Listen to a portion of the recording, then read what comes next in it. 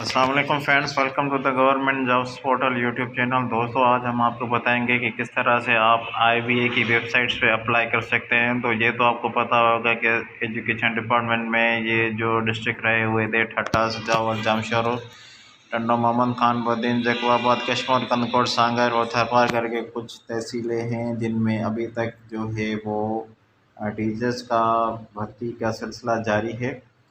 तो हम लोग इनमें किस तरह से अप्लाई कर सकते हैं। एक एडवर्टाइजमेंट आईबी की ये आई है सिंध एजुकेशन डिपार्टमेंट की तरफ से। तो आपने चलना है apply.sts.net.pk पे और मैं आपको फुल डिटेल बताऊंगा। और एक दूसरी एडवर्टाइजमेंट है वो भी आपको दिखाता हूँ मैं, वो आईबीए की खुद की है। तो फ्रेंड्स, दूसरी वाली एडवर्टाइजमेंट ये है, तो ये आईबी की खुद की है। इसमें टीचर, सब्जेक्ट स्पेशलिस्ट और नॉन टीचिंग स्टाफ भी शामिल है। तो इसमें भी हम किस तरह से अप्लाई कर सकते हैं, वो एक ही चीज़ है। अप्लाई डाटा STS.net, उस पर भी अप्लाई करना है। मैं आपको फुल डिटेल बताता हूँ। चलिए वेबसाइट पे चलते हैं। पहले आपने यहाँ पे अकाउंट बनाना है, तो हम क्रिएट अकाउंट में जाएंगे। क्रिएट अकाउंट में जाने के बाद आपने सबसे पहले यहाँ पे फुल नेम लिखना है, उसके बाद CNSC नंबर, उसके बाद मोबाइल नंबर, उसके बाद ईमेल एड्रेस लिख देनी है, उसके बाद पासवर्ड। जब आप ये लिख के और सेंड OTP पे करेंगे तो ये आपको पासवर्ड भेजेंगे और OTP आपने यहाँ पे लिख देना है। उसके बाद क्रिएट अकाउंट आपका हो जाएगा। तो उसके बाद आप आ सकते हो लॉगिन में।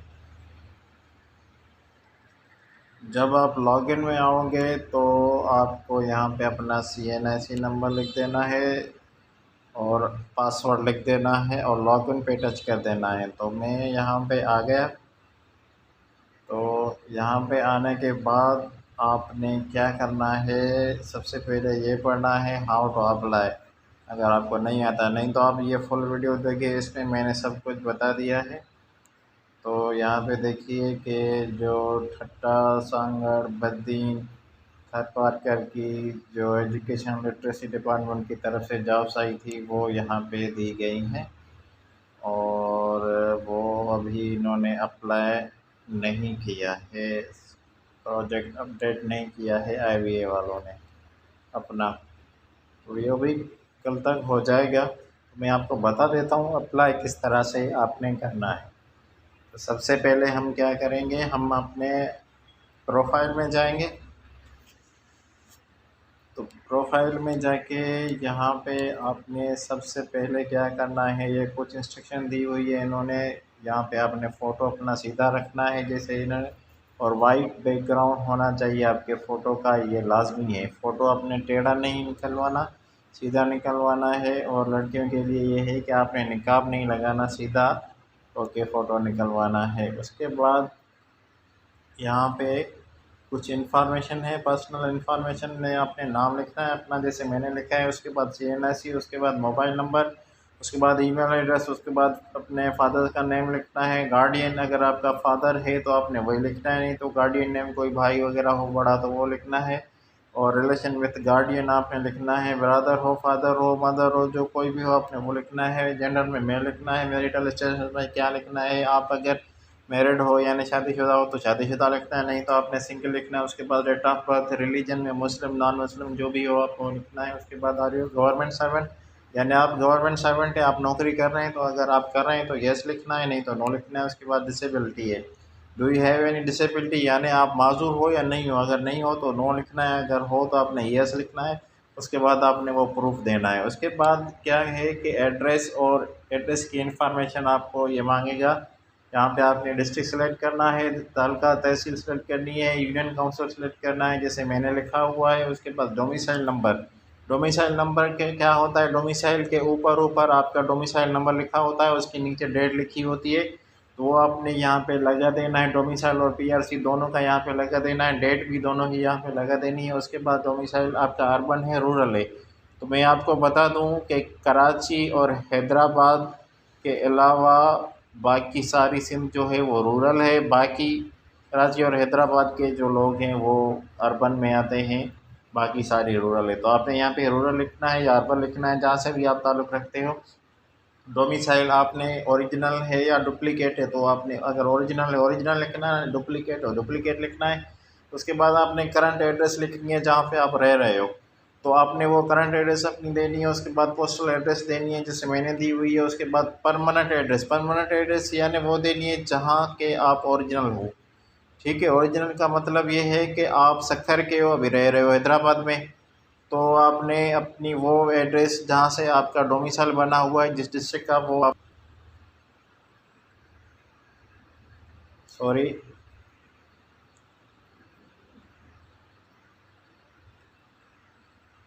उसके बाद आता है आपकी क्वालिफ़िकेशन, एजुकेशनल इन्फॉर्मेशन। यहाँ पे आपने डिग्री लिख देनी है। किस तरह से लिखना है मैं आपको बताता हूँ कि नीचे एडिट का सेक्शन आया हुआ है, तो इस पे मैं जाके आपको बताता हूँ। यहाँ पे आपने क्या करना है, डिग्री सेलेक्ट करनी है। जैसे मैट्रिक है, एचएससी है, बैचलर है, तो आपने ये सिलेक्ट कर देनी है। उसके बाद कंट्री सेलेक्ट कर देनी है। आपने हम पाकिस्तान से हैं तो हम पाकिस्तान ही सिलेक्ट करेंगे।